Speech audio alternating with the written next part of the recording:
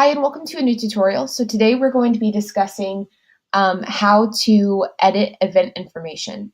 So first, and we're going to be editing an event that's already created, but if you haven't created your event yet, make sure to check out that tutorial where we discuss that. So in order to find your event that you've already created, you're going to go to your list, you're going to click on events, and then that's going to take you to the list of all the events that you have in your dashboard. So we're going to be editing the Plano, Texas matchmaking event. So I'm going to click on it.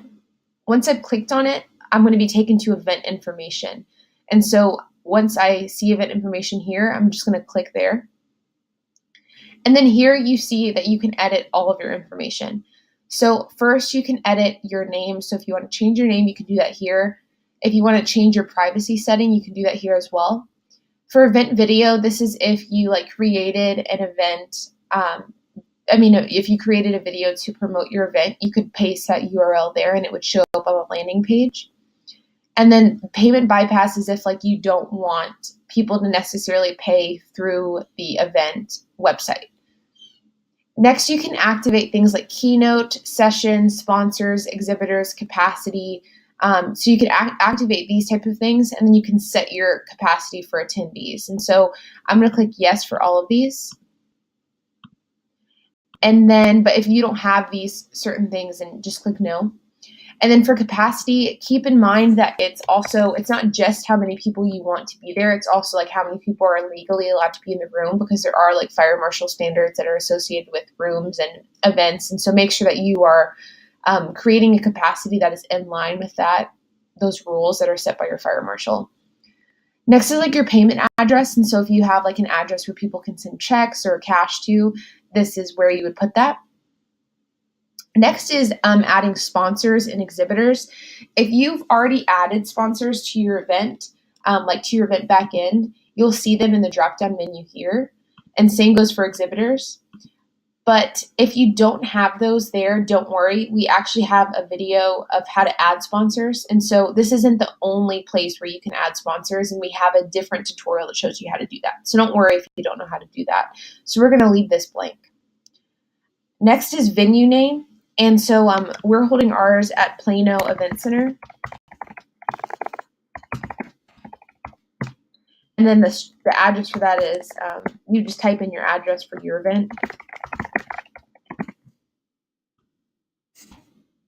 And your country, your state, ours is in Texas, and then your city.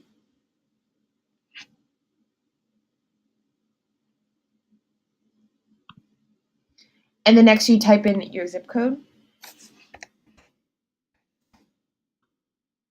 And then if there's a contact number or contact email associated with your event, you would fill that in here. Next, you would do your event date. And so what day you're going to be holding your event. Let's do ours for April 1st, 2019.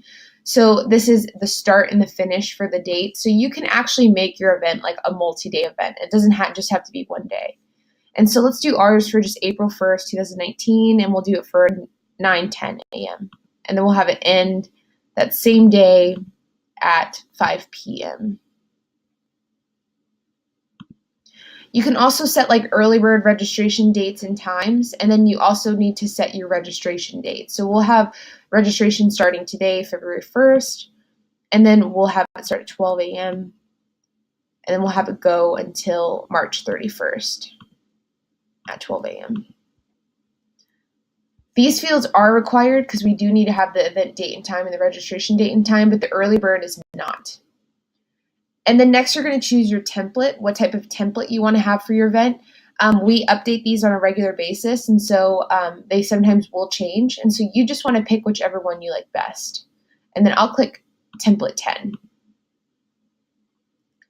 And then email settings here you can edit if you have a specific email setting.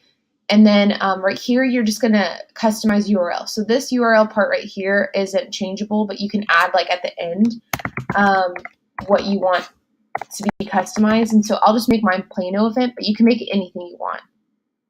And that is available. And so then once I'm content with all of my settings, I'm just going to click update event.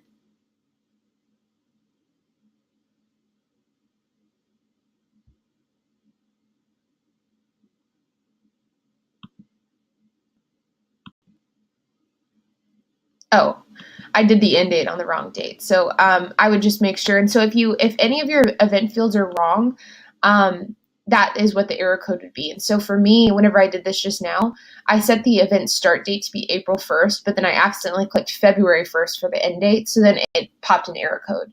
And so the system won't allow you to like click weird dates like that. So it's a good system to have in place because it makes sure you don't accidentally make mistakes like that. And so you're going to click Update Event. And then that is it. That is how easy it is to edit your event information.